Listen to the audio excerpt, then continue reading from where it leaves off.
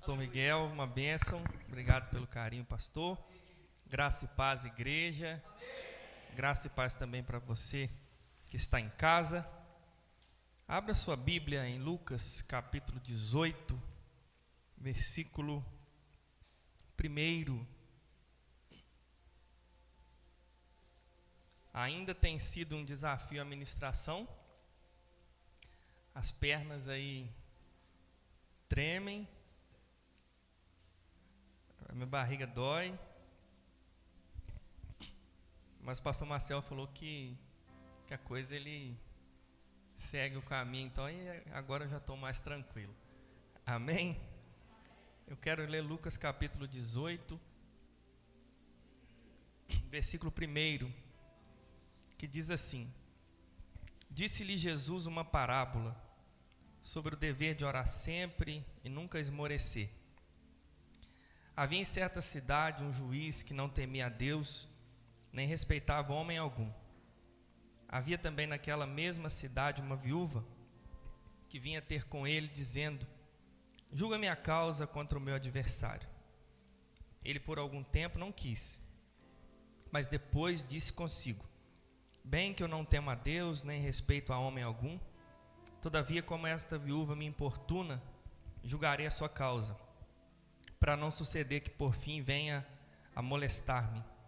Então disse o Senhor: Considerai o que diz esse juiz iníquo. Não fará Deus justiça aos seus escolhidos, que a Ele clamam dia e noite, embora pareça demorado em defendê-los? Digo-vos que depressa lhes fará justiça. Contudo, quando vier o Filho do Homem, achará porventura fé na terra? Irmãos, quando olho para esse texto, essa parábola, eu quero começar fazendo uma pergunta para os irmãos. Quem nunca enfrentou desânimo no que diz respeito à oração? Quem de nós nunca orou e dependendo até parou de orar? Uma pergunta que ronda meu coração é a seguinte: por que orar é tão difícil? Porque manter-se orando é tão difícil. Pastor Marcel, numa das suas falas, ele tem falado que o maior dos desafios de um pastor é orar. E orar é um desafio muito grande. Talvez semelhante às dietas que nós falamos, às atividades físicas, nós até começamos, mas nem sempre conseguimos prosseguir na oração. E muitos de nós, ao orarmos, recebemos talvez algumas informações na mente, algumas fúrias do inimigo, que falam assim: você está orando para quê? Parece que quanto mais a gente ora, como diz o ditado popular, mais assombração aparece. Quanto mais nós buscamos, parece que as coisas, elas, antes de melhorar, elas pioram. E pioram de uma forma que nos amedronta, que nos deixa com medo. E muitos de vocês, e muitos de nós, podemos não estar orando, porque começamos e não deu certo, ou não deu como a gente queria. Jesus, quando ele vai introduzir essa parábola, ele vai chamar os discípulos a vencerem um desafio muito grande. Que desafio é esse? O desânimo, o esmorecimento, o cansaço. Todos nós estamos sujeitos ao desânimo, todos nós estamos sujeitos ao cansaço.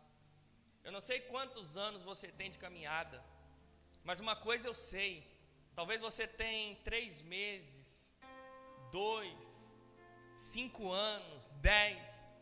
Eu quero dizer para você que a caminhada é longa. Come e bebe porque a caminhada é longa. Talvez você não ora como você já orou. Coma e beba porque a caminhada é longa. E enquanto você caminhar, você vai precisar de orar. E ele vai começar a palavra. E ele é um exemplo. Porque pense em alguém que tinha uma agenda lotada. Pense em alguém que tinha um script de afazeres descrito pelos profetas. Para fazer na terra era Jesus. Era visitar a samaritana. Era libertar o gadareno. Era curar Bartimeu. Era brigar com os fariseus. Sempre nós vamos ver Jesus ocupado. Mas sempre também nós vamos ver que ele se retirava para orar. Ele se retirava para buscar o Pai, seja nas madrugadas, seja antes de começar o dia. Sempre Jesus estava em oração. E eu quero te chamar a essa reflexão. Se Jesus, que era o Filho de Deus, orava, e nós, sendo quem somos, humanos, pecadores, de uma natureza pecaminosa muito grande, que nos ataca, então é muito necessário nós orarmos. E Jesus nessa parábola vai apresentar o nosso inimigo, que é o desânimo. Coloca o versículo 1, e ele vai dizer uma parábola sobre o dever de orar sempre e nunca desanimar. Irmãos, Jesus apresenta o inimigo e apresenta também a forma de vencer o inimigo. Jesus apresenta o desânimo, ele apresenta o dever de orar. Então eu preciso te ensinar que orar não é uma escolha, não é uma opção. Orar é uma obrigação. Orar é um mandamento. E se nós somos cristãos, nós precisamos de orar. Talvez você entrou por essas portas e não está orando. Eu quero te convidar a orar, porque orar é um dever.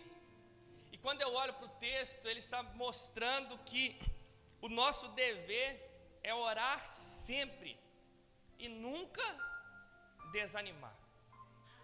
Guarde isso. Ou a oração te tira o desânimo, ou o desânimo te tira a oração.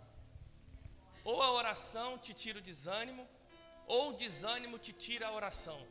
Pastor, como vencer o desânimo? Orando e não parando de orar.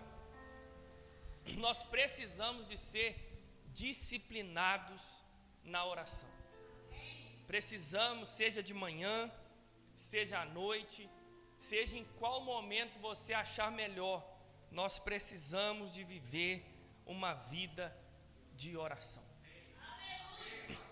Porque quando nós oramos, nós falamos para Deus que confiamos, que acreditamos e que o desânimo, ele não vai nos parar.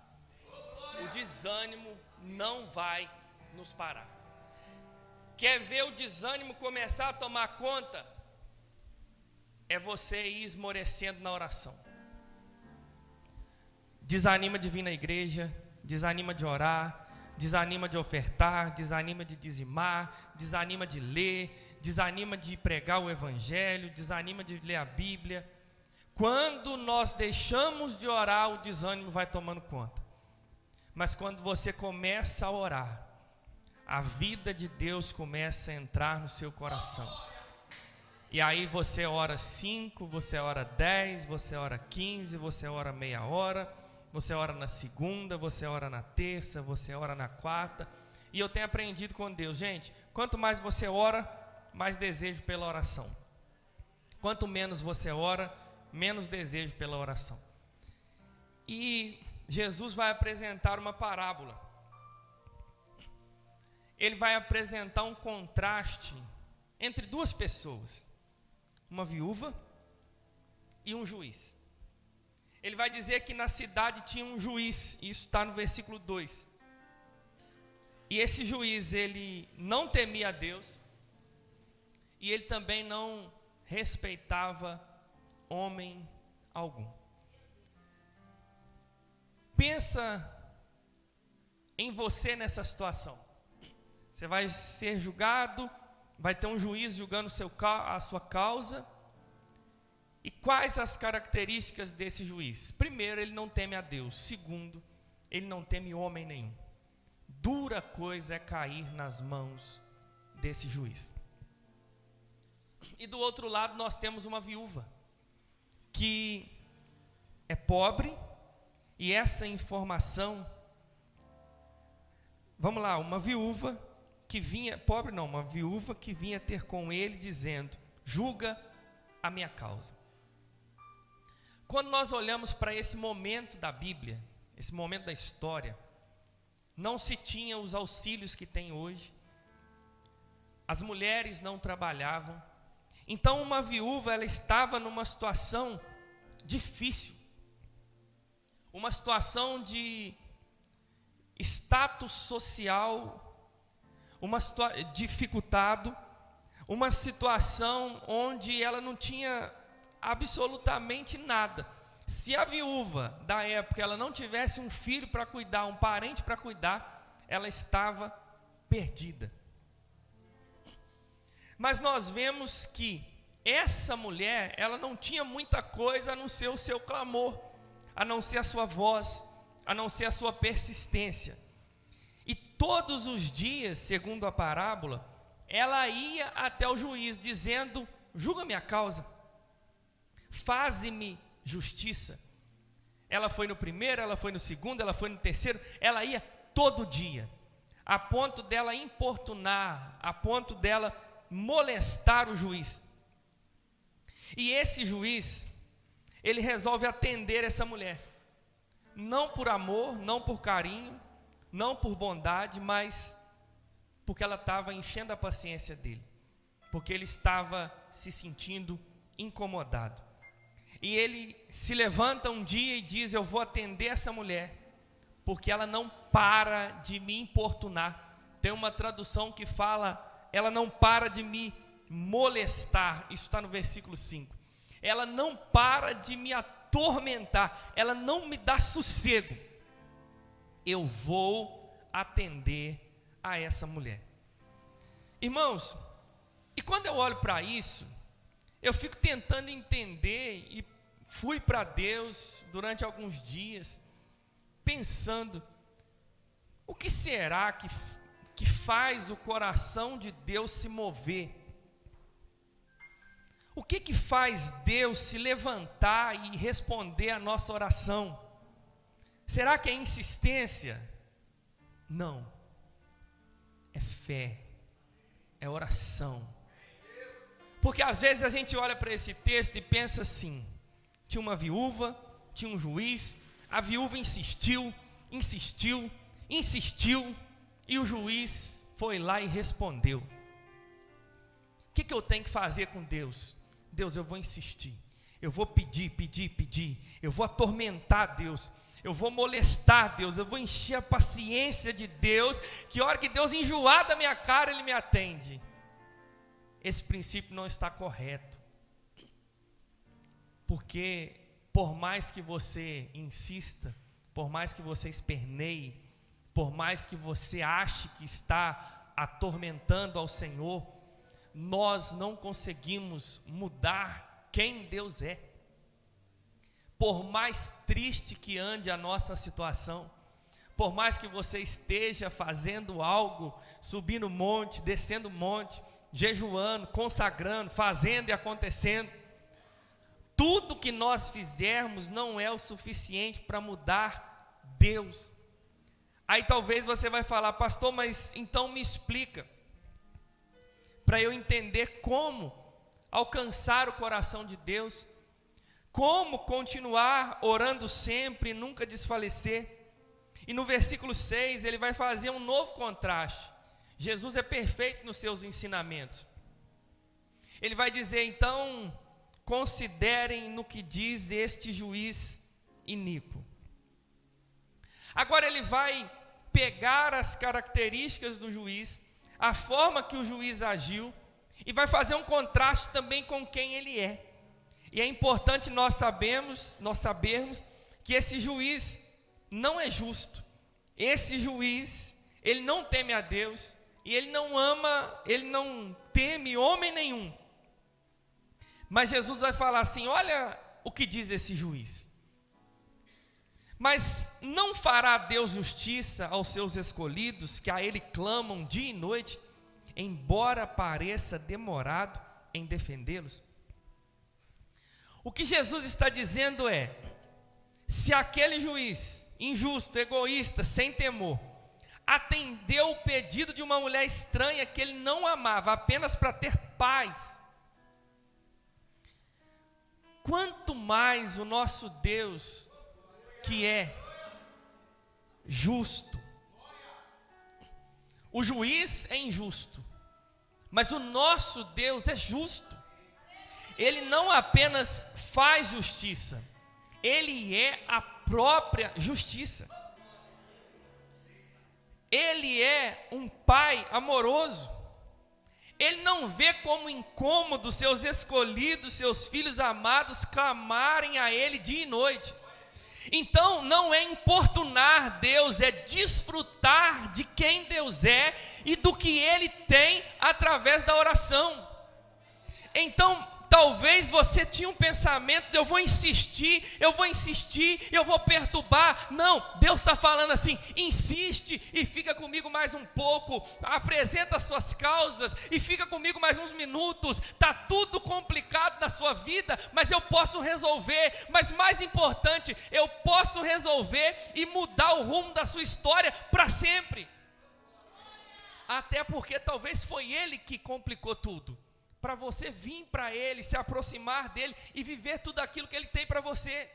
Porque talvez essa dificuldade, essa luta, essa tempestade vai te levar para Deus. Deus vai fazer uma obra redentora na sua vida e tudo isso vai terminar no céu.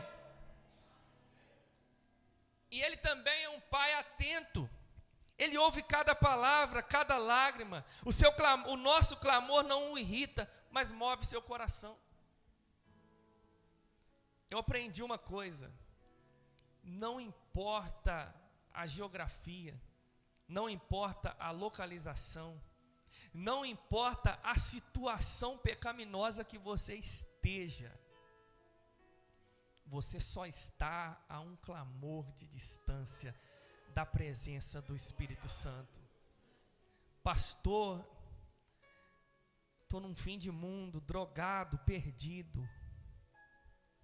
Fala para Ele assim, Pai, queridos, Ele pode mudar o rumo da sua história. Pastor, eu estou no meio de uma enfermidade, pastor. O médico falou que não tem jeito. Fala para Ele assim, Pai, o médico falou que não tem jeito, mas eu quero ouvir o que o Senhor está falando. Queridos, o clamor, a oração são poderosos. Nós precisamos de entender que o juiz é injusto, mas o nosso Deus é justo. Nós precisamos de entender que o nosso Deus, Ele é vivo e Ele responde às nossas orações. A insistência venceu a indiferença de um homem mau, mas uma fé viva e persistente, ela move a mão de Deus. Queridos, olhando para essa parábola, eu preciso te ensinar algumas coisas que eu tenho refletido. Número 1, nós precisamos saber quem é Deus e o tamanho do seu poder. Talvez Deus se tornou comum para você. Talvez orar se tornou comum para você. Dobrar o joelho na igreja para você é só um mero rito religioso. Está na hora de nós consertarmos essa visão. Está na hora de nós perguntarmos para nós quem Deus é, porque Deus não é comum. Deus é poderoso, Deus é forte, Deus é santo. Ele se rebaixa para vir até nós, enviando o seu Filho, insistindo conosco, nos atraindo com as suas cordas de amor, mas não é por causa disso que ele é pequeno. Ele se condiciona talvez a uma pequenez para ficar de mais fácil acesso para mim e para você, porque se ele continuar lá em cima não tem como nós chegarmos lá. Aí ele vem, se revela, nos atrai e se manifesta nas nossas vidas, mas ele não deixa de ser grande, porque ele se revela um ser insignificante como nós. Está na hora de nós entendermos e sermos gratos, porque Ele cuida de nós, porque quando nós falamos de oração, nós não estamos falando de palavras repetidas, nós estamos falando que o véu, ele foi rasgado, e nós temos acesso ao Santo dos Santos, o lugar que um dia foi guardado por 7 chaves, por sangue de animais, por sangue de cordeiros. Apenas o sumo sacerdote entrava uma vez no ano. Hoje, pelo sangue de Jesus, nós temos acesso ao Santo dos Santos, e nós temos que valorizar isso, e entender, gente, nós não podemos fazer orações achando que o nosso Deus está morto. O nosso Deus está vivo e Ele é poderoso. Nós temos que dobrar o nosso joelho, ou ficar em pé, ou orar sentado, mas entender, o meu Deus é forte, e não há nada impossível para o meu Deus. As nossas debilidades não impedem o agir de Deus. As nossas fraquezas não impedem o agir de Deus. As nossas limitações não impedem o agir de Deus. Basta uma palavra de Deus e Ele muda a nossa história. Pastor, mas é o governo. Pastor, mas é o fulano. Pastor, mas é o sistema. Pastor, é a terra. É o fim dos tempos. Irmãos, é Deus, e Ele é poderoso, Ele é soberano, Ele é rei, e nós temos que nos dirigirmos a Ele dessa forma. Irmãos, se Ele liberar uma palavra, acabou. O haja de Deus, Ele está disponível através da oração, e quando Ele quer fazer também, Ele vai nos mover para a oração. Então você tem que entender, Deus, basta uma palavrinha sua, e eu preciso te ensinar também, que basta uma palavrinha sua também. A gente aprendeu na célula, às vezes não é a oração forte, não é a água, não é um pedaço de alguma coisa, irmãos, é uma palavra. Se ela alcançar o coração de Deus, aí a vida de Deus gera o milagre. A segunda coisa que eu quero te ensinar é quem nós somos. Número 1, quem Deus é e o tamanho do seu poder. Número 2, quem nós somos. A parábola aqui está sendo endereçada a um povo que crê,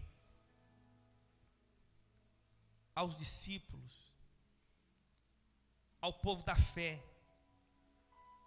Se nós somos o povo da fé, se nós cremos no Deus vivo, o texto está falando que Deus, Ele vai fazer justiça aos seus escolhidos.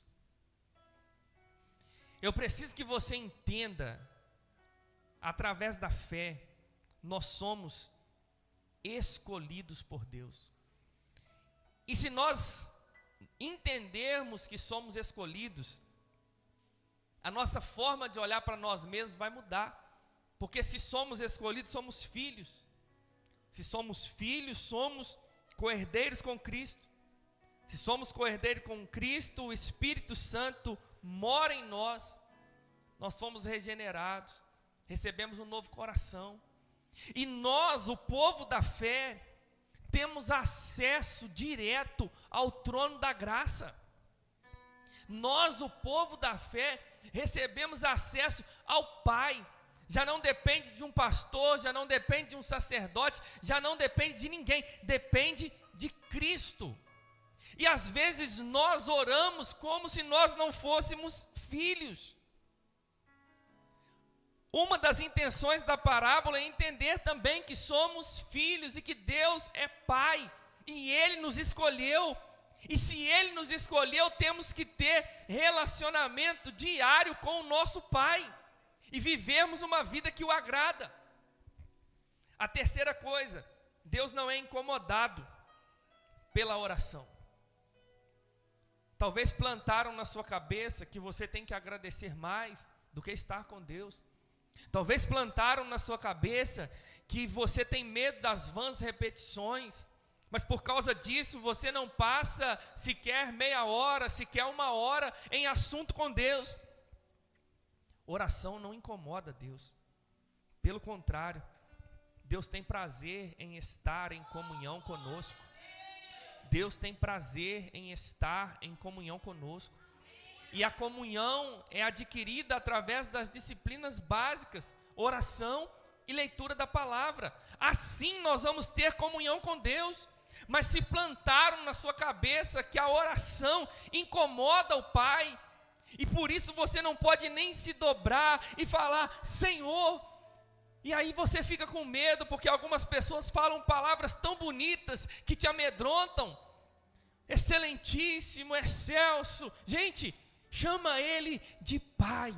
Se você quiser outras palavras, você pode usar, mas chama Ele de Pai, conversa com Ele. Pastor, eu estou no banho, conversa com Ele. Eu estou na beirada do fogão, conversa com Ele. Eu estou lavando roupa, conversa com Ele. Eu estou dirigindo, conversa com Ele, porque Ele quer desenvolver a comunhão conosco através da oração. E o quarto,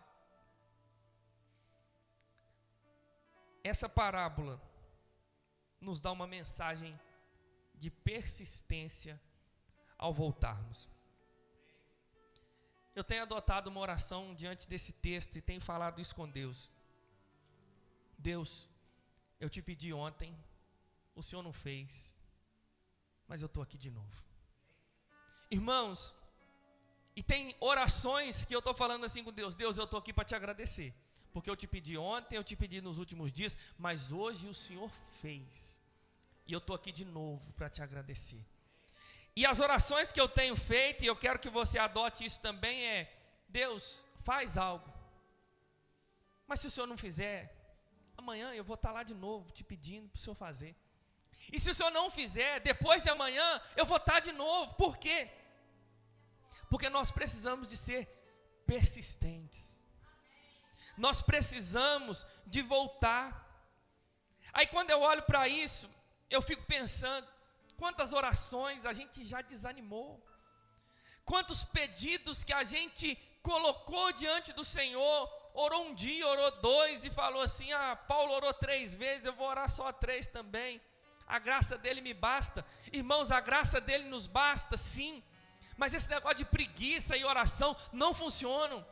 Existem causas que nós temos que clamar. A nossa casa, a gente tem que clamar. A gente não pode deixar que o inimigo faça o que quiser com a nossa casa. Nós precisamos de todos os dias ir diante do Senhor e falar: Deus, salva a minha casa, salva a minha família, faz esse milagre, entendendo que Ele faz do jeito que Ele quer, na hora que Ele quer. Mas se Ele não fizer, nós voltaremos amanhã e pediremos de novo. Nós voltaremos depois de amanhã e pediremos de novo também. Porque quando a gente persiste, quando a gente volta amanhã, a gente está mandando uma mensagem para Ele: Deus, eu ainda creio. Deus, eu ainda espero. Deus, eu estou aqui de joelho dobrado de novo. Eu estava aqui ontem, eu estava antes de ontem, mas eu estou aqui de novo. Porque quando eu dobro o joelho aqui, eu estou dizendo para mim, eu estou dizendo para o inimigo, eu estou dizendo principalmente para o Senhor, que eu creio que o Senhor é um Deus de milagres, e no tempo certo o Senhor pode fazer.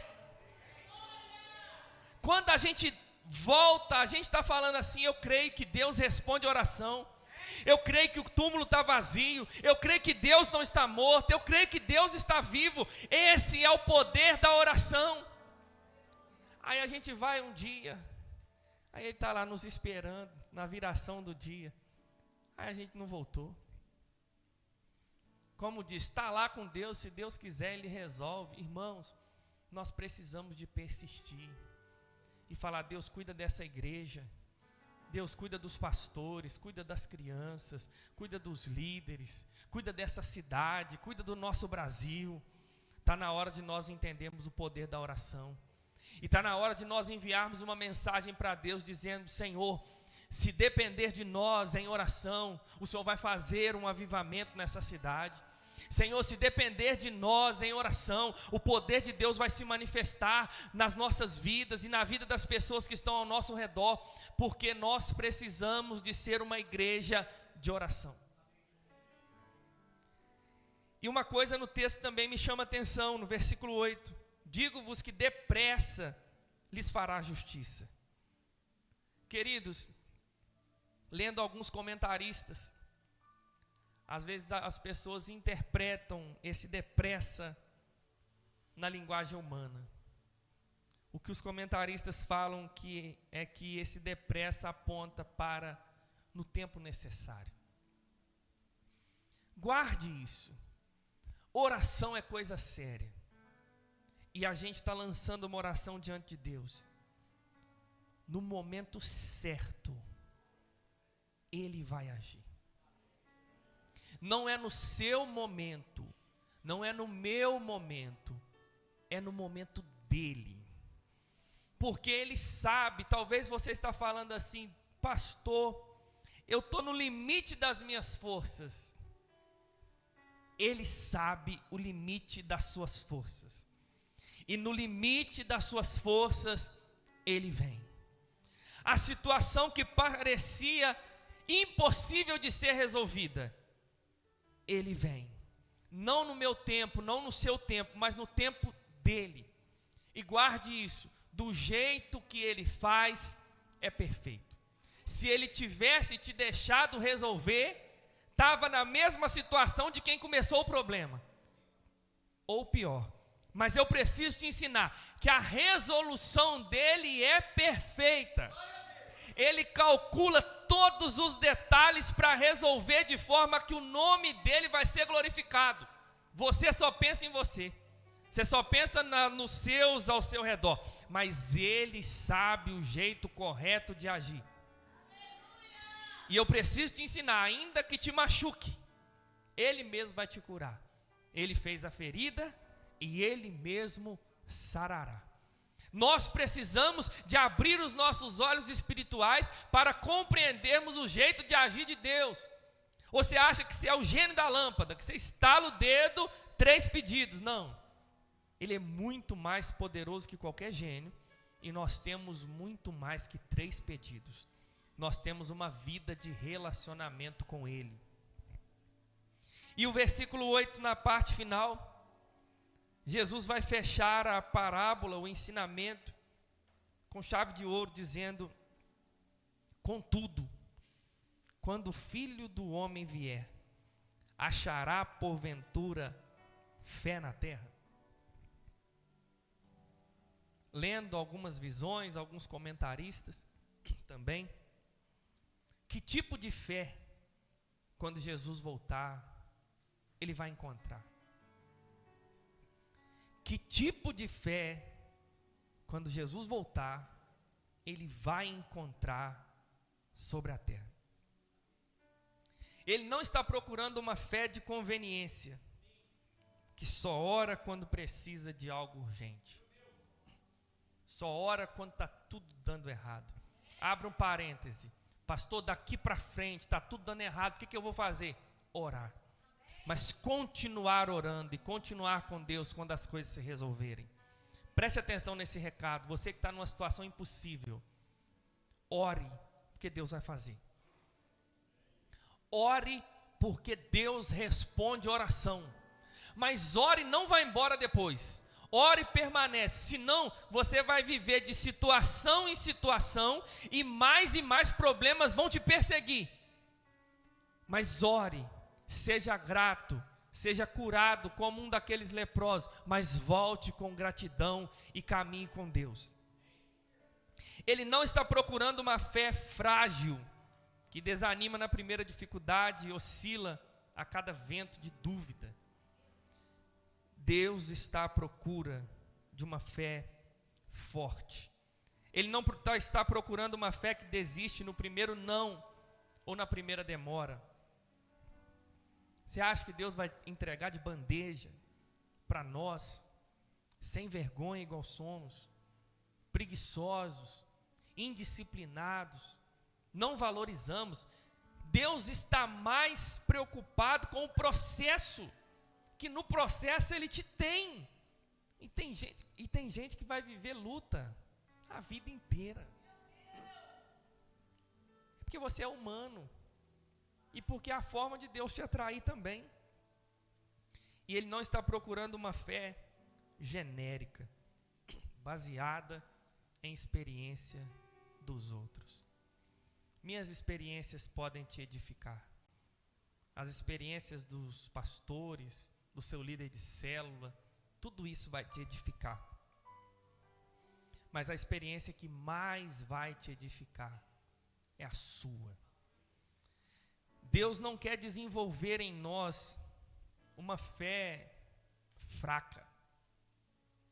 O texto de Tiago, ele vai falar, os demônios creem e estremecem, mas os demônios não têm uma fé salvífica que leva para o céu.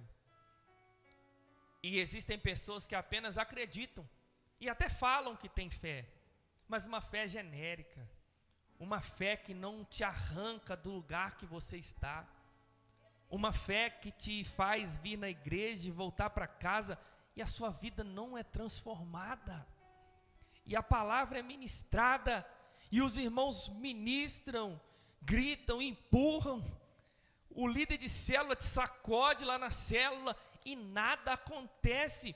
Você precisa de uma fé verdadeira, uma fé que não aponta por um objeto, uma fé que não aponta para uma religião, uma fé que não aponta apenas para uma igreja, uma placa de igreja, mas uma fé que aponta para uma vida de arrependimento, para uma vida de transformação, uma vida de renúncia. Aquele que roubava, ele não rouba mais, aquele que adulterava, ele não adultera mais. Por quê? Porque agora ele tem fé. Aquele que mentia, agora ele não mente mais. Por quê? Porque agora ele tem fé.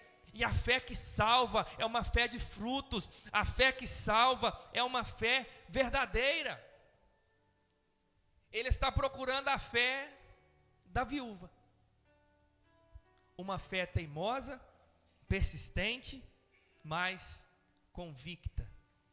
Uma fé que às vezes só vai ter o clamor, mas se é isso que tem, vai continuar clamando até Deus fazer. Uma fé que vai crer contra a esperança, como Abraão. Uma fé que não vai ver como os heróis da fé, não viram de forma visível, mas creram. Uma fé que vai te fazer renunciar suas vontades. Uma fé que vai te fazer esperar no Senhor uma namorada, um namorado, uma família. Uma fé que vai te levar para uma vida de santidade. Uma fé que na hora do momento de uma coisa ilícita, de uma conversa errada, de uma mensagem errada na rede social, você não faz, porque você tem uma fé que habita dentro de você e te dá forças para você negar os seus desejos. Por mais que o seu desejo era fazer, você tem uma fé que te limita a viver as vontades humanas e pecaminosas. A fé salvífica no Senhor Jesus, ela habita dentro da igreja. A fé que não te deixa ser egoísta com a salvação, mas a salvação que te alcançou, ela emana de você através da pregação do evangelho, através do evangelismo, através das falas que você tem, para que outras pessoas também sejam atingidas por essa fé. Nós como igreja precisamos de ter essa fé verdadeira. Pastor, eu não estou vendo, mas eu creio. Eu não estou vendo, mas eu sei que o meu Redentor vive e por fim Ele há de se levantar. É uma fé que eu dobro os meus joelhos. Está frio, pastor. Eu não estou sentindo nada, eu não estou sentindo um arrepio, eu não estou sentindo vontade de chorar, mas eu tenho convicção que o Deus Todo-Poderoso está falando assim: fala, meu filho, que eu estou ouvindo. Seja em voz acelerada e alta, ou seja em sussurros no pensamento, o nosso Deus Todo-Poderoso interpreta as nossas palavras, e Ele sabe quando o Eduardo está falando, Ele sabe quando é o Josias, Ele sabe quando é o Moraes, Ele sabe quando é a Cidinha, Ele sabe quando é o Marcelo, Ele sabe quando é a Jaqueline. Ele não confunde as nossas vozes, e Ele está nos chamando para ter uma vida de oração. Senhor, eu não sei como, eu não sei quando, mas eu sei em quem tenho crido, porque eu conheço o seu caráter. O juiz é injusto, mas o nosso Deus é justo, e Ele é Pai, e Ele responde às nossas orações. E Ele está nos convidando a, se Ele não fizer hoje, volta amanhã, volta depois de amanhã. Se Ele não fizer em setembro, volta em outubro. Se Ele não fizer em outubro, vai em novembro, dezembro, janeiro. Se não for no ano de 2025, continua. Pode ser 2026, pode ser 2027, pode ser 2028, pode ser 2029, pode ser 2040, pode ser 2050, ou pode ser na volta dEle. Mas eu e você temos que voltar até que Ele venha. Diariamente a gente vai clamar: Maranata, ora vem o Senhor Jesus. A pergunta de Jesus para nós é: quando Ele voltar, como que Ele vai nos encontrar?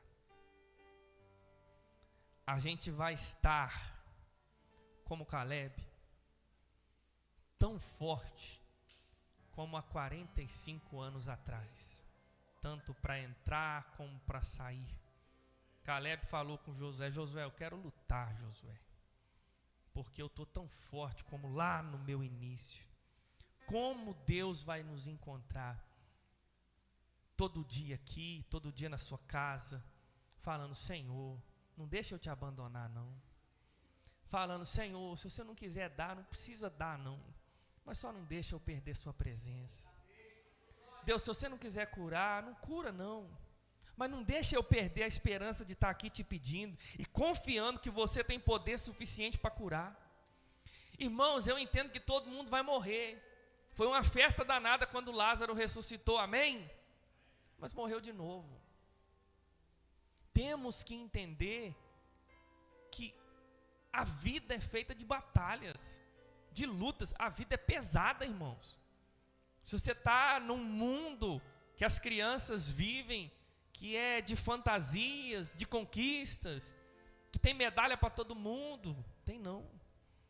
A vida é pesada, e você vai precisar orar muito para ficar firme, para os seus pés não escorregarem. Você vai ter que clamar: Jesus, tem misericórdia de mim, eu estou desfalecendo. Irmãos, aguentar 5 anos de caminhada é fácil. Que é isso, pastor? Eu estou com 2 e estou lutando. 5 anos é fácil. Eu quero ver quando começa a alongar a volta de Jesus. 10 anos, 20 anos, 30 anos. Aí você já conhece as palavras, você já conhece a igreja, você já serviu, você já fez, você já aconteceu. Mas a nossa fé precisa renovar diariamente, porque Ele não veio hoje, mas Ele pode voltar amanhã. Que nós possamos ser encontrados quando Jesus voltar. E guarda isso. Nós trocaremos a nossa fé pela nossa coroa. Então quem não tem fé, não vai ter coroa. E só vai conseguir chegar lá quem tiver fé. Sem fé é impossível agradar a Deus. Ele é o autor, Hebreus 12. Ele é o autor e consumador da nossa fé. Se coloque de pé no nome de Jesus. Ele é o alfa, o ômega, o princípio e o fim. A fé começa nele e termina nele. Nós, como igreja, precisamos de ter fé. E eu quero orar por todos nós hoje, que talvez você está com uma fé muito fraquinha. Eu creio que Deus pode plantar fé no seu coração. Talvez você já está com uma fé forte, firmada. Deus vai te preservar, irmão. E talvez você entrou por essas portas e não tem nada de fé. A fé vem por onde? Pelo ouvir. O Espírito Santo pode ter plantado fé no seu coração hoje. Ou estar aqui hoje pode ser uma resposta que ele plantou fé há uns dias atrás e ela floresceu. Deus está chamando pessoas aqui hoje, como grandes homens e grandes mulheres de Deus. Pastor, o que eu preciso para ser um grande homem de Deus nessa terra? Fé. Essa fé vai invadir seu coração. Não vai te dar descanso, não vai te dar sossego. E ela vai ser o seu bem mais precioso. Feche os seus olhos, coloque a mão no seu coração. Pai, muito obrigado, Jesus, por essa palavra. Muito obrigado, Jesus, pela oportunidade que nós temos de estarmos diante do trono, Pai. Deus, nós poderíamos estar, Deus, em tantos outros lugares. Estamos, Deus, na sua casa, ouvindo uma palavra. Deus, eu tenho convicção que a sua palavra pode entrar, Pai, na vida dos meus irmãos hoje. Aqueles que não têm fé podem receber fé. Aqueles que estão com uma fé fraca, genérica, vacilante, eles podem receber uma fé verdadeira. Aqueles, Deus, que estão com a fé perto de esmorecer, eles podem ser renovados, meu Pai, nessa noite. E a minha oração é também pelos meus irmãos que têm uma fé madura, uma fé que os salvou. Preserva os meus irmãos. E nós, como igreja, Pai, te pedimos nesse momento, nos dá fé, Pai. Fé para voltar amanhã. Fé para voltar no próximo culto. Fé para continuar, Deus, fazendo a tua obra, independente das situações. Fé para acreditar, meu Pai, e ter uma viva esperança, que não vai ser a morte, não vai ser a vida, não vai ser os principados, as potestades, as coisas do presente ou as coisas do passado, que vão nos separar do teu amor. Nos dá fé, Pai. Eu sei que nós precisamos, Deus, que os nossos olhos espirituais se abram, porque nem sempre a gente tem olhado com os olhos da fé. E a minha oração, Pai, é que o Senhor nos desperte para olharmos com os olhos da fé para as situações ao nosso redor, para a nossa família, para o nosso trabalho, para a nossa cidade, para a nossa nação.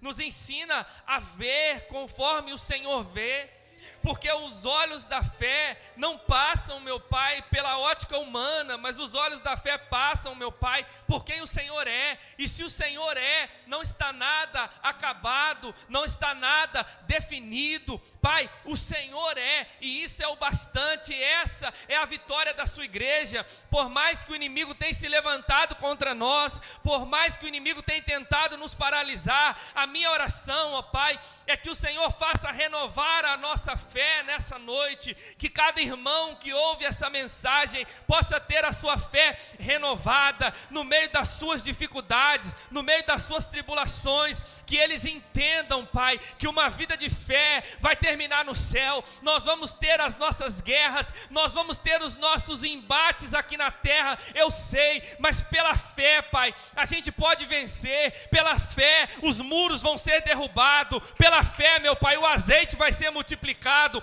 Pela fé não vai faltar o alimento, não vai faltar recurso, não vai faltar saúde, não vai faltar substituto, não vai faltar sua bondade, não vai faltar força, não vai faltar vigor, não vai faltar joelho no chão, não vai faltar tempo de oração, não vai faltar entendimento da palavra. E nós como igreja, meu Pai, ministramos: faça de nós uma igreja de fé, faça de nós uma igreja que volta no dia seguinte e acredita que o nosso Deus, Ele não fez ainda, mas Ele pode fazer amanhã. Ele não deu ainda, mas Ele pode dar amanhã. Ele não curou ainda, mas Ele pode curar amanhã, porque nós servimos um Deus que tudo pode e nenhum dos seus planos podem ser frustrados. É isso que nós oramos em nome de Jesus. Amém. E graças a Deus. Irmãos, deixa eu citar algo muito importante. Eu amo muito meu pastor. Pastor prega, pastor. Eu falei, pastor.